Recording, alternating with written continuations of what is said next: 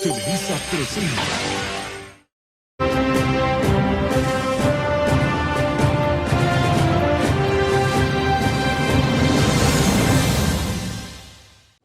Hola, buenas tardes. Sean bienvenidos al noticiero El Mexicano. En esta ocasión vamos a hablar sobre las etapas del modelo económico mexicano, que fueron las siguientes. La Revolución Mexicana, de 1910 a 1920, fue un conflicto armado que inició en 1910 como consecuencia del descontento popular hacia la dictadura de Porfirio Díaz y que deriva en una guerra civil que transformaría radicalmente las estructuras políticas y sociales del país. La reconstrucción del sistema político mexicano de 1920 a 1940. Esta expresa de manera institucionalizada el poder político en México. Dicho proceso se llamó la reconstrucción del Estado Nacional, en el cual se crearon las principales instituciones del gobierno, tales como el Partido Nacional Revolucionario y la Confederación de Trabajadores. La tercera etapa fue el proceso de industrialización y desarrollo estabilizador de 1940 a 1970. Fue el periodo en que la economía mexicana se vio caracterizada por un alto crecimiento de la producción, bajas tasas de inflación y estabilidad en el tipo de cambio. Esta estrategia de desarrollo comenzó a finales de la década de los 50 y concluyó a finales de los años 60. Y por último, la cuarta etapa, la etapa neoliberal, de 1982 a 2010.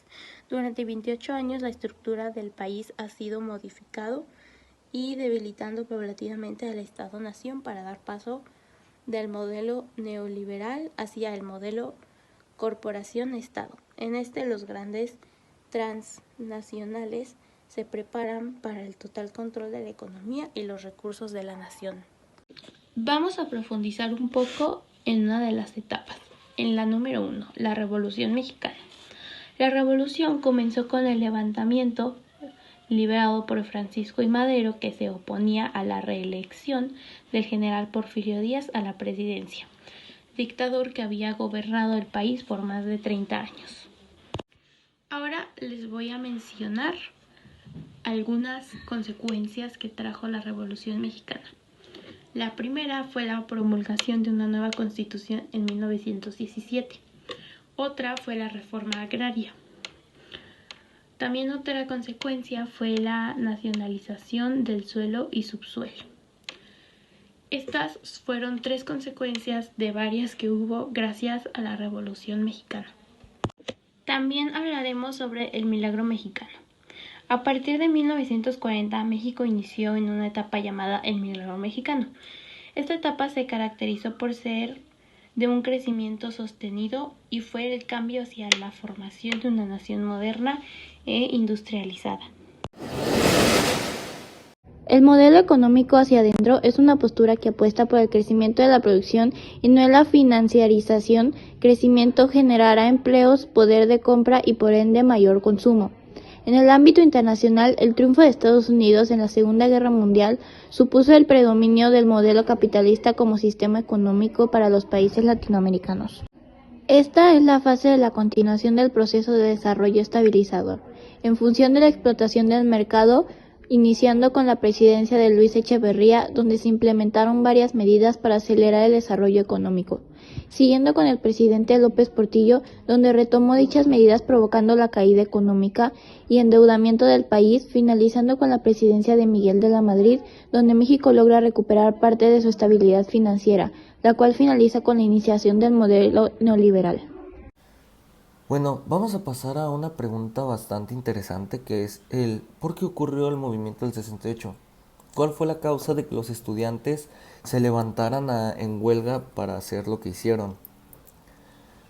La verdad es que hubo muchas razones, por ejemplo, de que tuvieron enfrentamientos entre estudiantes por el 22 de julio de 1968, ya que unos instigaban a otros y pues no se querían dejar, ¿saben? Ya que se aventaban piedras y de hecho eso fue el gran boom de bastantes marchas entre ese año. También estuvo la desigualdad y la falta de representación como una razón, ya que el crecimiento económico que atravesaba el país en aquella década no se tradujo en una distribución de la riqueza. A esto se le sumó que desde la Segunda Guerra Mundial las clases eran víctimas de las fuerzas de seguridad de aquel país, sobre todo las clases bajas.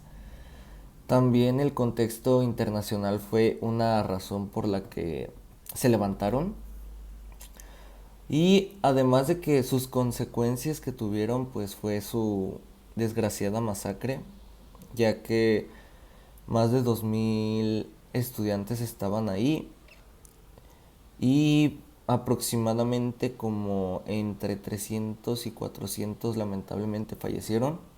Además de que no solo eran estudiantes, también había maestros y papás, además gente que apoyaba este movimiento, ya que el presidente estaba tomando muy en cuenta lo de las Olimpiadas y no se fijaba que tenía un gran problema en su país. Por eso los estudiantes también se levantaron y pues Gustavo Díaz Ordaz hizo lo que hizo, tristemente. Y vamos a terminar con las conclusiones. Pues la verdad es que todo esto que les acabamos de decir, fue algo que espero que sea muy importante para ustedes, ya que estas cosas, tanto el movimiento estudiantil, los factores que proporcionaron la etapa de crisis y agotamiento, los antecedentes del modelo económico hacia adentro, son cosas que de verdad son muy importantes y es lo que nos hace saber de cómo somos actualmente hoy en día. Pues la verdad espero y les haya gustado. Nosotros somos el noticiero El Mexicano, así que nos despedimos y nos vamos a unos comerciales.